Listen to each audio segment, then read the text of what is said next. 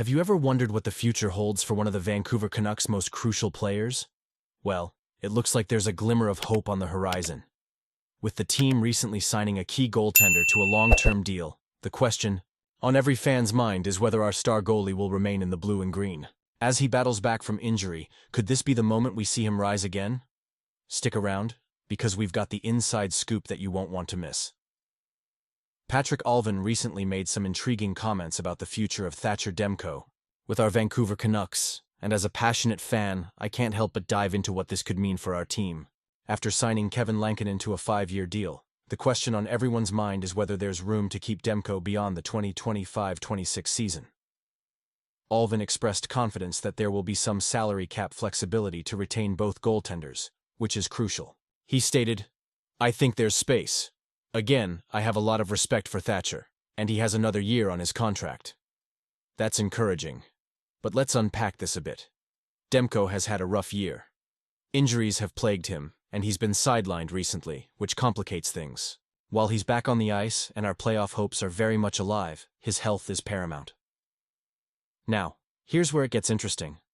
Demko is eligible to sign an extension as early as July 1st, but it seems unlikely that anything will happen this summer. Why? Well, if you ask me, it all comes down to his desire to return fully healthy. He wants to prove his worth next season, especially after being a Vezina finalist last year with stellar numbers, a 2.45 goals against average and a .918 save percentage, including 5 shutouts. Those statistics scream talent, and it's clear he wants to maximize his value, whether that's with the Canucks or as a free agent in 2026. But here's the dilemma. For Demko, signing a lowball extension now would be akin to leaving money on the table. He knows what he's capable of when healthy, and I respect that he's choosing to focus on recovery first. It's a smart move, but as a fan, I can't help but feel a little anxious about what the future holds. You have to wonder what this means for our franchise. Are we building a solid foundation with Lankinen and Demko as a dynamic duo? Or will we be left scrambling if Demko walks? Allvin's comments suggest a belief in a future with both goalies, but we have to wait and see how the cap situation plays out. Will other teams create a bidding war for a healthy Demko? It's a possibility that could change the landscape of our roster dramatically. I find myself torn on whether this is the right path. On one hand, having 2 capable goaltenders is a luxury that could bolster our playoff run. On the other hand, I can't shake the feeling that we might be caught in a precarious situation if Demko decides to test the waters next summer. So, what do you think? Are we making the right moves here? Or do you believe we should be more aggressive in locking down Demko? I want to hear your thoughts on this. Can we trust that Allvin's confidence in keeping both goalies will pay off? Join the conversation in the comments below. Share your expectations for Demko's future and the Canucks' playoff chances. It's a pivotal moment for our team, and your voice matters. The Vancouver Canucks are making headlines today as they call up Linus Carlson from the AHL Abbotsford in an emergency situation. With both Filip Chytil and Connor Garland sidelined after missing this morning's practice, the team is in urgent need of healthy forwards. Chytil's absence is particularly concerning as he has entered the concussion protocol after an incident over the weekend, while Garland's situation remains a bit murky due to an undisclosed injury. Head coach Rick Tache has indicated that Garland will be a game-time decision, which leaves the Canucks scrambling for depth. Carlson has been a standout in the minors, boasting impressive numbers with 21 goals and 34 points in just 30 games. That's good enough for third among AHL players with at least 25 games played this season. His scoring touch and productivity in the lower leagues have made him a candidate for a shot at the NHL roster, and now the opportunity has finally come. It's exciting to see him step in on the third line alongside Drew O'Connor and Teddy Bluger. This is his first NHL appearance since February 4th, and you can feel the anticipation building. What does this mean for the Canucks? Well, bringing up Carlson is a calculated risk, but it's a necessary one given the injuries.